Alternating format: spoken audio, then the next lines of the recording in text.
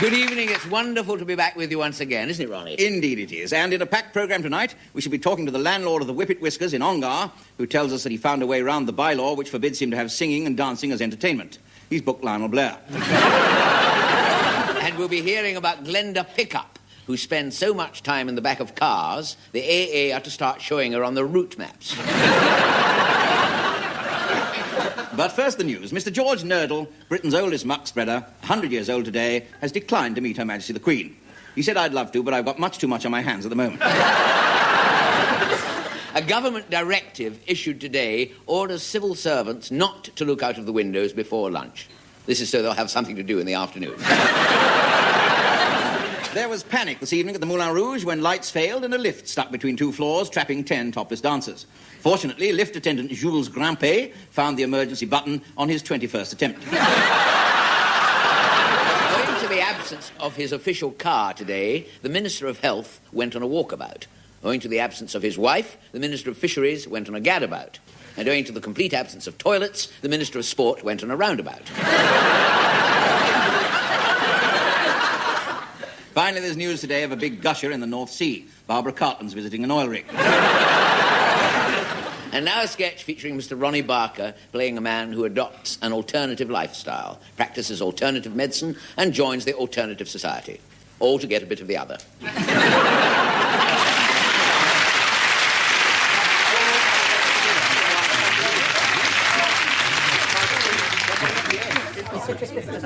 Remind my time for getting the drink.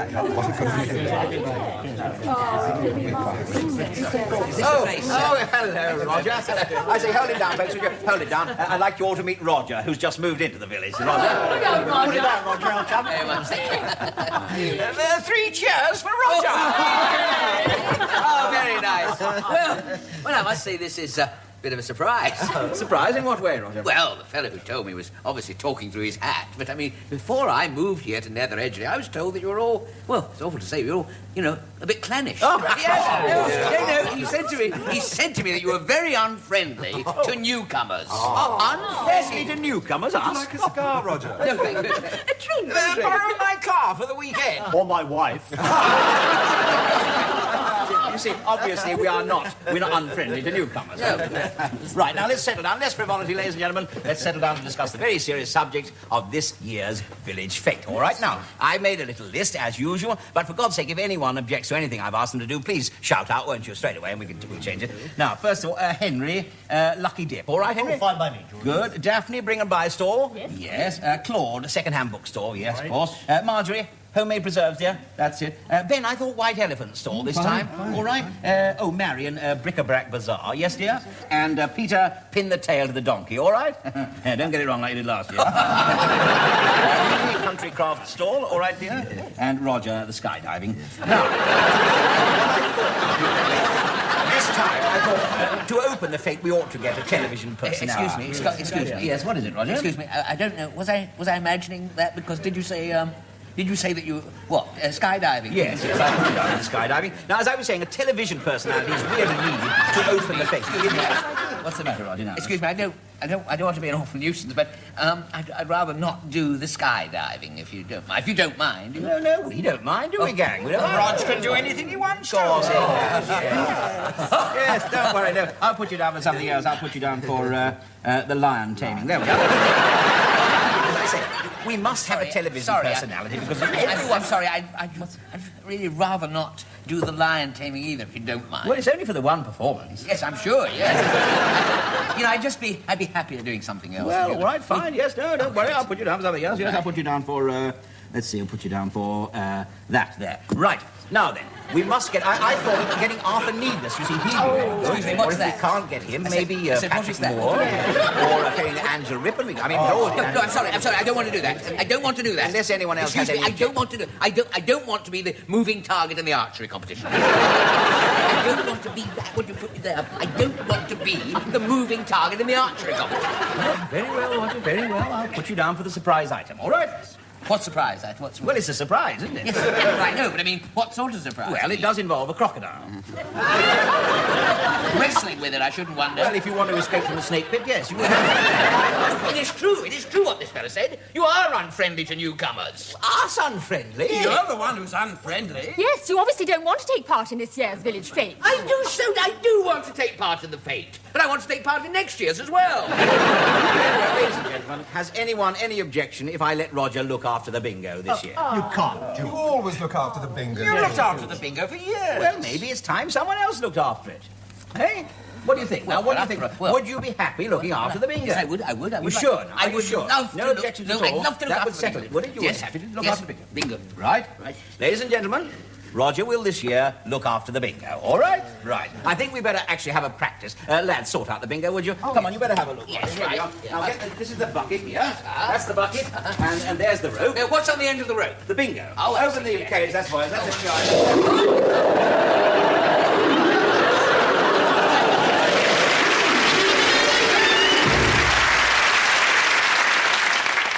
Good evening. What do these letters mean to us?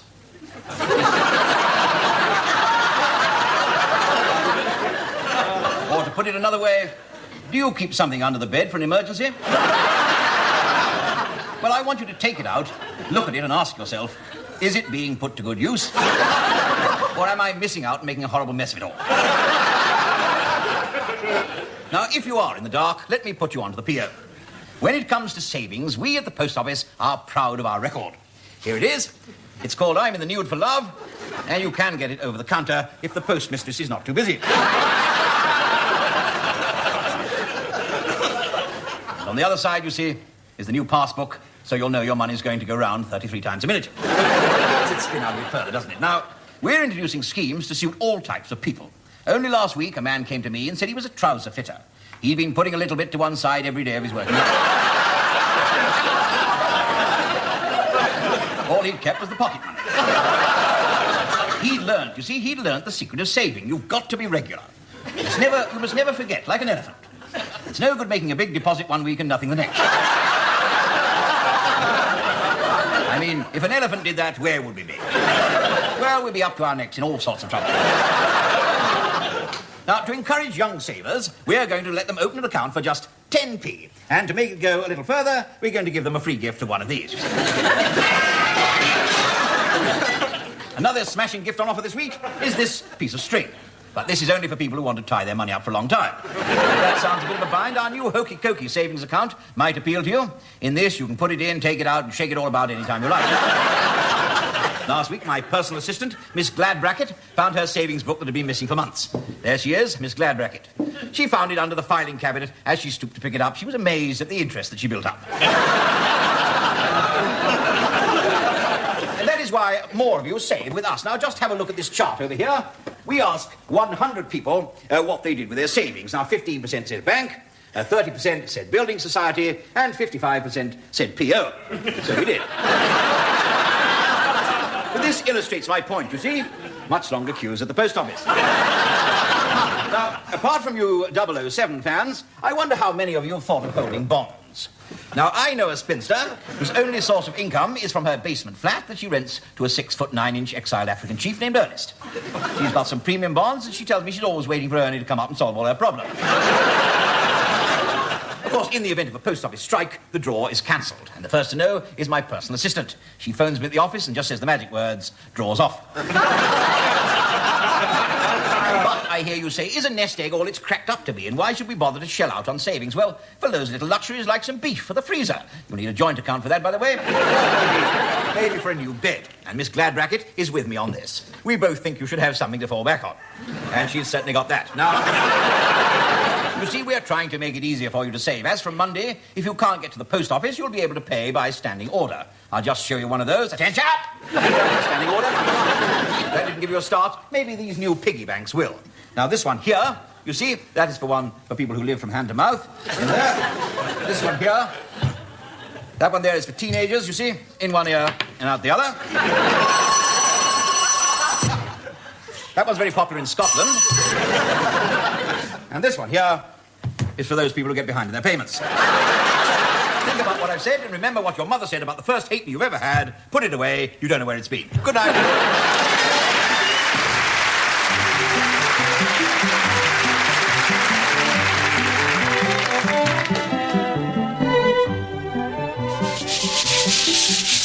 Harry opened a bank account yesterday for the first time. Go on, hasn't he never been to bank before then? Well, not officially, no. I never knew you had anything to put in a bank. Oh, we ain't, but Harry says he's going to borrow enough to get completely out of debt. What, from the bank? You'll have an overdraft. How are you ever going to pay that all? Harry said it's simple. Just send him a cheque. Oh, not me. Charlie keeps his money in a shoebox under the bed. You don't get any interest on it if it's there, do you? No, well, that's where Charlie's ever so clever, you see. He's putting away a little bit extra to take care of that. Ladies and gentlemen, this week's guest, Clodagh Ronnies.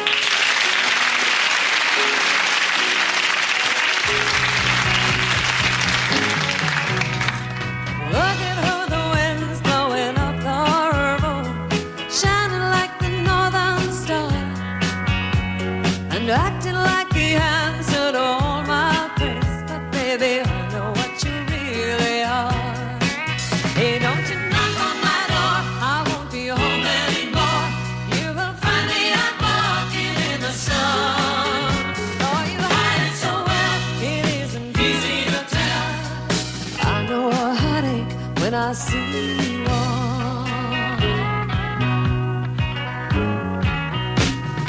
There was a time I was a true believer. Your love was the only way. Why, you can save all your sweet talking for some other fool. Only a fool would believe what you say. Hey, don't you knock on my door, I won't be home anymore. You will find me out walking in the sun. Though you hide it so well, it isn't easy to tell. I know a heartache when I see one.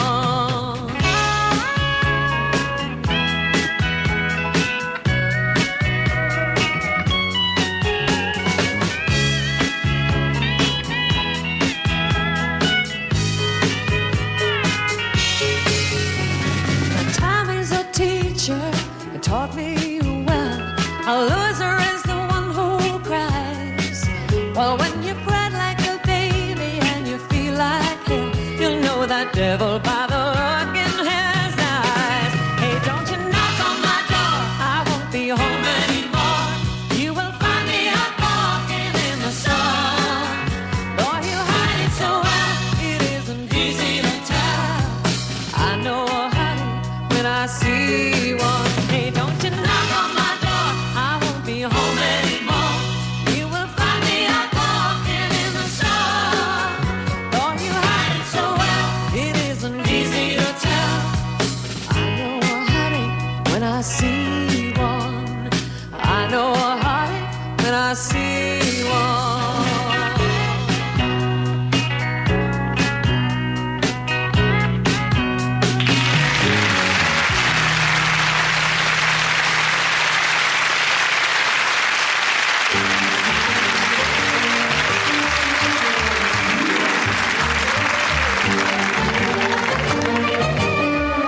The case of the disappearing all-girls orchestra is nearing its climax. The plot has thickened so much it is almost impossible to wade through. Suffice it to say that Piggy and Charlie now find themselves arriving back in England after a few hairy escapes. Charlie, in fact, is a good deal more hairy than Piggy. Things look black for him, and for Piggy, they look even blacker. The wily Oriental and his wicked girl Fridays have managed to smuggle his kidnapped harem out of Madeira, but Piggy and Charlie give chase. His mad Scots butler, Angus McSpreading, is knocked unconscious by our over-enthusiastic, overweight hero.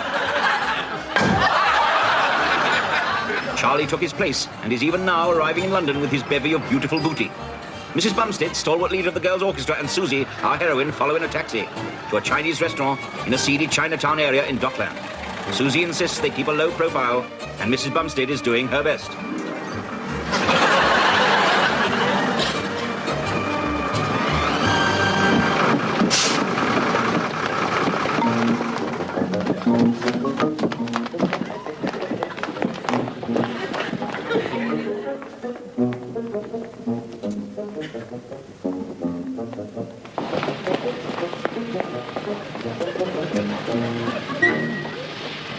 Go down street, collect my army of thugs. We have slight alteration to plan. Hurry. Don't know, boss. Maybe not up yet. Work late long hair. Many tollers. Bloody foreigners. We want ruthless killers. Where are my magnificent seven? Only 6 now, boss. 1 drop out. Why? Mother wouldn't let him come. Which one? Low slung. Low slung? Him with short legs? He can't run fast enough anyhow. I need at least a dozen men. Me get real waiters. Them pretty heavy-handed.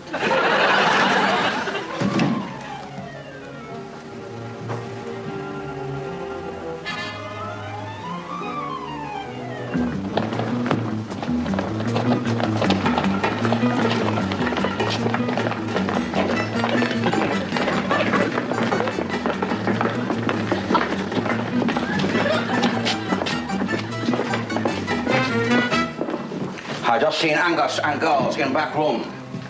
Have my bandits arrived yet? All right, boss. I want you to kill him too. M2? Who's M2? Never heard of M2. Angus, I want you to kill him too. Ah, understand. Why? Him not real Angus. Hmm? Him that stupid detective. He give himself away. I hear noises coming from underneath his spawn. Ah, maybe he ventriloquist. Strange thing to use as dummy.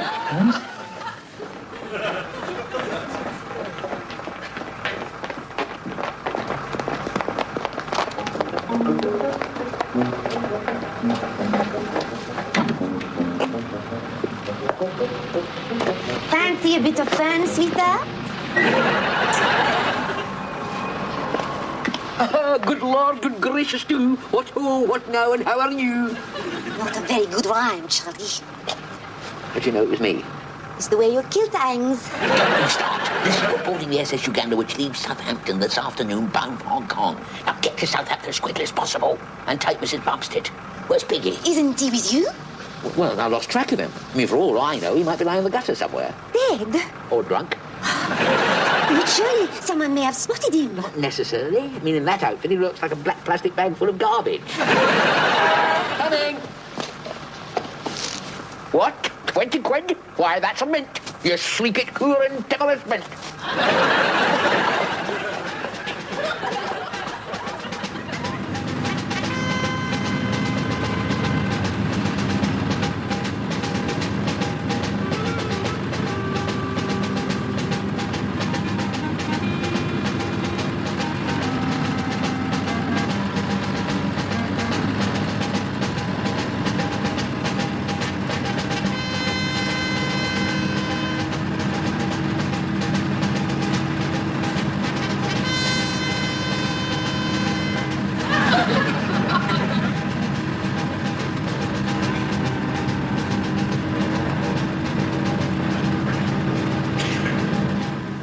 You stupid Scottish idiot. Why are you not here? Listen, fly at once to Gatwick, gateway to the south. Take you about 3 hours. Drive straight to Southampton docks. No! Detectives not go to docks. Detectives go to their death on motor coach. My hired assassins take them to Safari Park, kill them, and feed them to the lions. Very diabolical. And 100% final. The proverbs say, when the lions sit down to dinner with the lamb, only one enjoy the taste of mint sauce.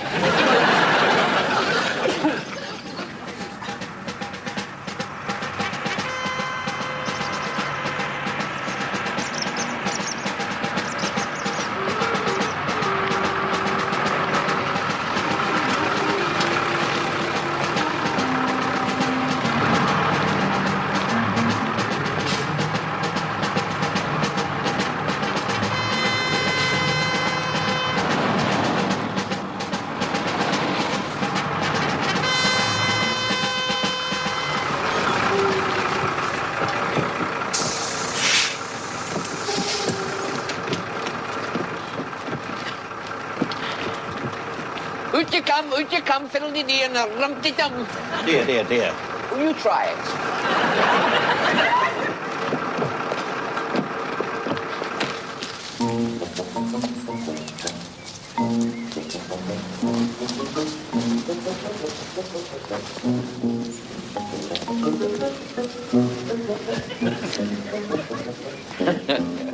Now, ladies, if you're not too weak, we'll play a game of hide and seek. I take a girl and then depart. You count 100 and then you start. Now, Deirdre, I have you in mind. I need someone big to hide behind cover.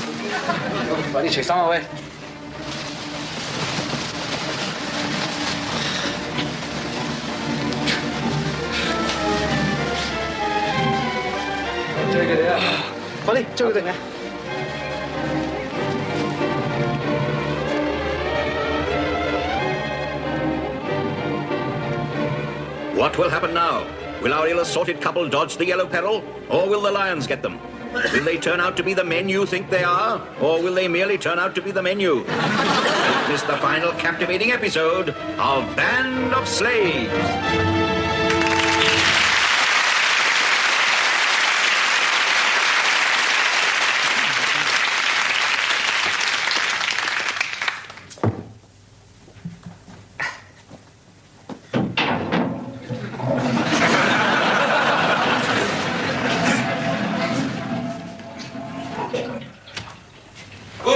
The bulb's going to cars again. You can't even see the reader graffiti out there. Oh, dear. Black as the ace of spades out there, Sid. It's like playing Russian roulette in a park out there. How are you, all right? Not so bad, not so bad, not so bad. I got you a pint. Oh, cheers. I guessed you was here. I could tell by all the crisps round the floor. Oh, yeah. How's things, are they? Well, not so bad. Bus and grabble. Me old what's-his-name's been playing me up a bit. Oh, have they? Oh, Yeah. dear. Have you ever thought of putting hot bread poultices on them? No. Well, don't. I think not. I shouldn't think that'd be much help for the feet, really, poultice like that. No, I shouldn't think so. I'd thought going up the doctors with them, as a matter of fact. You don't want to go up the doctor. What do you want to go up the doctors with them for? They'd only give you a lot of pills, would they, eh? I mean, if your electric gas stove goes on the blink, you don't send for the water board, do you? No, you want to call in the advice of an expert, don't you? Or me. Well, that's exactly what I did do, didn't I? What? Didn't I? Consult an expert by my feet. What, chiropodist? No, the fellow who runs the shoe repair shop in the corner. You want to go and see? He's only going to mess you about, isn't he? He was the bloke who made you get a dog licence for your hush puppies, wasn't he? Be fair, he knows what he's on about, all right? Of course he does. He gave me a examination and prescribed a packet of odour eaters. Oh, yeah, I've heard about them, but they're good. Marvellous. Ain't half hard to swallow, though. Yeah, well, you see, that's the trouble with Britain today, isn't it, eh? I mean, pill mad. Everyone's pill mad, aren't they, eh? I mean, take last year when I was in hospital having that British Rail donut removed. You remember? Look, they stuffed me full of antibiotics then, didn't they? I had so many pills, I sneezed one morning, the bloke in the next bed got better. You see, that's the trouble. Whatever's wrong with you, all they do, they fall back on a bottle of pills. I did that once and all, you know. What? Fell back in a bottle of pills. It was, you know. Didn't half hurt. Funny thing was, nor there were painkillers. Yes, well, I didn't quite mean that. See, you see, I was speaking more meteorologically, you know what I mean? You see, I don't believe in all these newfangled drugs and medicines and all that. Matter of fact, I bought a book a couple of weeks back. You bought a book? Yeah, well, I got it cheap. It fell off the back of a mobile library, you know. But the book was called Ancient Cures and Remedies of the Druids. That's what it was called, yeah. Yeah. All full of old recipes and what have you, you know. It's good. Yeah. Funny enough, I had an uncle once, you know, used to cover himself with lard. Ah, what was he, channel swimmer? No, a bus conductor. He used to cover himself with a lard, and to prevent the colds, mainly, I suppose. Oh, yeah. That was the actual psychology of it. Anyway, but a funny thing happened once in a rush hour. He was at the top of the bus, he was. And what were the people squeezing to get on? And him covered in lard, finished up being shot straight through the back window, you know. Finished up in the middle of the Lambeth High Road. Ended up with 2 broken arms, lard poisoning, and the sack for slipping off without permission. Here, you know my little problem? What's that? What's the what? The one you don't mention, you mean? No, the one I do mention. If it was the one I didn't mention, I wouldn't even mention it, would I? Yeah, well, fair enough. Anyway, I took it down to surgery, you see. Yeah. I saw the new doctor down there, old Ranjit Singh, you know, and I said I didn't believe in all these newfangled medicines, so he found me a very good old-fashioned cure, you know.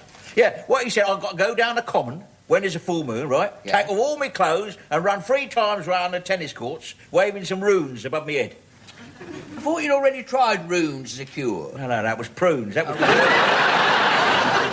Bones' ancient documents were mystical powers, you see. But you see, if you can't get hold of any of them, the old Greyhound Express will do, see? Yeah, of course, my granddad, he was the one. He used to make his own potions up, you know. He once had a tummy upset, and he made up this potion, which was a pint of oil of turpentine, 5 ounces of Epsom salts, a teaspoonful of pigeon's milk, and a beetroot. And it worked? Well, it must have done. There was no mention of tummy upset on the coroner's report at all. I thought you always said that they discovered that for the last 15 years he'd been wearing his truss upside down. Oh, yeah, but that was neither here nor there.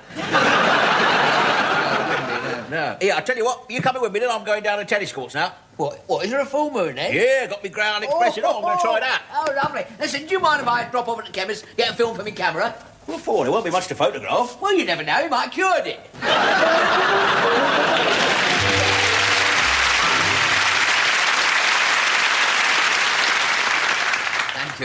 Thank you very much. Here's a rather amusing story, which, to be honest, I used to tell in my very early days as a comedian. I mean, it's funny, actually, but I can still remember the first time I ever got a laugh. I wish I could remember the last time. I happened to be reminded of this particular joke last weekend. I tell you, what happened was, I was sitting in the kitchen, decoking the toaster. Let's face it, my wife is not the world's greatest cook, to be honest. She still has to look up the ingredients for a boiled egg. Last weekend, she made a cottage pie, and the local council had it condemned. I mean, on this particular morning, we were both feeling rather bored and listless, and time was going so slowly, really dragging. At one point, the cuckoo threw itself out of the clock. I received a phone call from an old friend of mine. Now, he was actually a very old wartime comic, this chap. He was now a very successful theatrical producer. My goodness, he's certainly come a long way since the days he used to warm up for the Nuremberg rallies. He had rung up, all excited, laughing away, Wish he was here tonight. Anyway, he rang up to tell me about a big new London show he's putting on. He said, this will be a smash-hit musical, he said. Clearing his throat like that. He said, this will be a smash-hit musical, he said. He said, guess what? He said, we've got Streisand playing the lead. I said, that's terrific. Barbara Streisand. He said, no, Mabel Streisand. He said, she's not very well known, but given time, he said, I think she'll become really big. And he said, in any case, he said, with music by Rice and Lloyd Webber, we'll be on to a surefire winner. I said, well, that's marvellous. Tim Rice and Andrew Lloyd Webber, I mean, they are the tops. No, he said, no, this is Bert Rice. Percy Lloyd Webber. He said, nobody in the country's heard of them yet, but just you wait. And he said, and listen to this. He said, the star comedian is a chap named Manning. I said, not Bernard Manning. He said, yes, that's him. As he was... Well, he said nasty things about me. As he was offering free tickets to the premiere, my wife and I decided to go along, because I'll be honest, we don't really go out a lot these days. If I remember rightly, the last time I took my wife out, it was to the local civic hall to see Big Daddy and Giant Haystacks.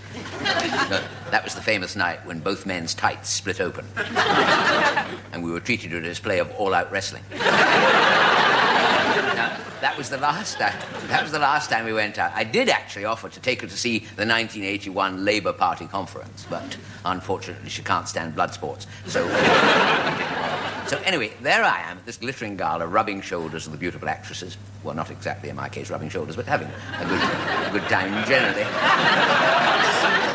Nodding about all over the place. And this place, it was packed with glittering personalities. I remember I had quite a long chat with Liberace, who was actually quite a card, Queen of Diamonds. And but I digress, because it was at this big premiere that someone reminded me of this joke. That's where we are. Now, it all takes place at the end of the last century in one of the last remote outposts of the British Empire, Ealing Broadway. It's not Ealing Broadway. Picture, if you will, a small garrison of British soldiers in the baking hot South African province of Natal, where one day a new army chaplain arrives and straight away he goes along to see the colonel, who's in charge of the unit. So he goes along, he said, good morning, he said, I'm the new army chaplain. He's a bit wet, this man. He said, his dog collar's got a little bell on it. It says, my name is the White Wetherland Wadney Wenfew Wobbats. From Wotherham. And the Colonel says, welcome to the regiment. No, the regiment. He said, I'm sure you're going to have a cracking time here, he said. The Colonel, absolutely cracking. We have an excellent social life, he said. Every Wednesday, all the lads get together in the mess, drink until they're sick as pigs, and then all fall over. He said, you'll love every minute of it. And the chaplain said, well, he said, as a matter of fact, sir, he said, I'm rather afraid I don't actually approve of winking. The Colonel says, oh, well, you'll like Thursdays then. That is the night we run our poker school. Unlimited stakes, you could win a fortune. I said, I'm afraid, said the chaplain. I'm afraid I don't go in for gambling either, he said. He said, well, Fridays, said the Colonel, you will enjoy. Every Friday, a bunch of the local native girls come over. You'll love that. Ravishing women all night long. The chaplain says, look, he said, I'm terribly sorry, he said. As a matter of fact, he said, I don't actually do that sort of thing either with the ladies. The Colonel said, my God. You don't mean to tell me you're not anything, funny about, you're not, there's nothing. Chap said, certainly not. He said, oh, said the Colonel, well, you won't enjoy Saturday nights either then.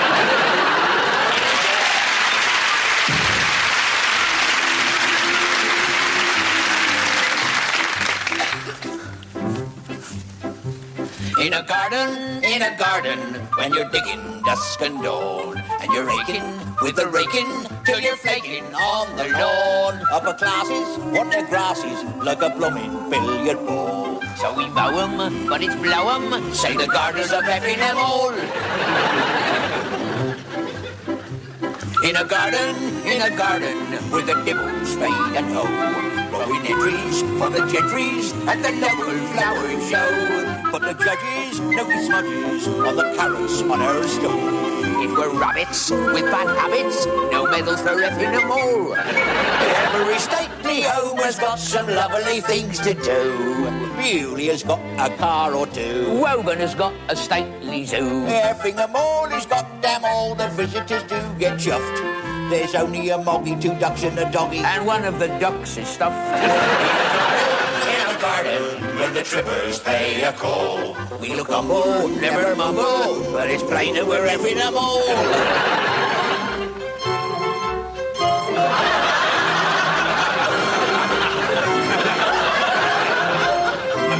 Said His Grace, I declare, there's a scent in the air. Is it roses red or violets blue? His Grace inhaled an odour or two. Is it fresh? Is it fruit? Is it balm? Is it brute? But he knew damn well that it wasn't Chanel when he fell in the compost heap. He was lately rather stately, and the manner made him bit. Now the trippers bring their nippers, cause his poor old Grace is skipped. Vulgar letters from the debtors get his lordship up the wall. They can threaten, but we're betting that His Grace will keep effing them all. Up there at the Hall, it's the brother-in-law of His Grace. Green fingers Sir George with his pansies all over the place. He went to a ball wearing lupins and lilies round here, and won the award as the loveliest night of the year. Fertilizer, a word upon every tongue. Sounds much nicer than the stuff that is usually slung. The word that we use is shorter. We know we didn't order. But you've got to admit when you've trod on a bit that it's easier said than done.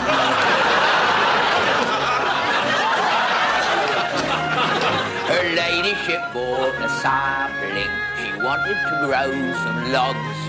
She watered it every evening. So did the neighbour's dogs. She tended it all her lifetime, and 70 feet it spread.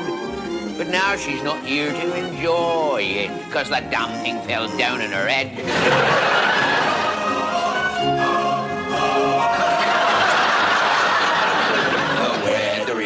Is rain before noon, and in May it just pours from the sky. Then the month that it buckets we call flaming June, and it's followed by sudden July. In August it's wet, in September we get influenza, and so we insist on a ration of rum when October fogs come. But November's the month we get missed. Down there by the lake, There's a statue of Cupid in bronze. He's covered in ferns, and you can't see his quiver for fronds. He's beautifully built, but his pedestal's given a lurch. Now he's got a tilt, and the sparrows have got a new perch. Our gardening shops are the gentry. In tickets have got us an entry. The wording is uncomplimentary. The columns go digging the dirt. The article rudely discloses what waters the Duchess's roses. Not water cans, nozzles and hoses, but just a big tub. And a squirt. They mention the night when his lordship got tied on some gooseberry wine over graces. Then legless and rubbery left in the shrubbery, casting off caution of praises. Her Grace had a fit for hysteria, observing the ducal posterior. We're only a bunch of wisteria, concealing the family crest. She, red as uranium, picked up a pot which she cracked on his cranium, coronet top with a Roman geranium, earrings all over his head. The Grace took a whack at the Duke, her old man, who was filthy with compost, and Luca remarked, "It's not cricket," she said, "no, it's snooker," and potted him in off the red. They used to garner the tropical peach and banana. They planted with cheap marijuana, because it's going to pot up the old. The black on begonias blossom, the maples and aphids blossom, the sparrows fly over in spots, the features are effing them all. They sing and being and sing and dealing and being and effing them all.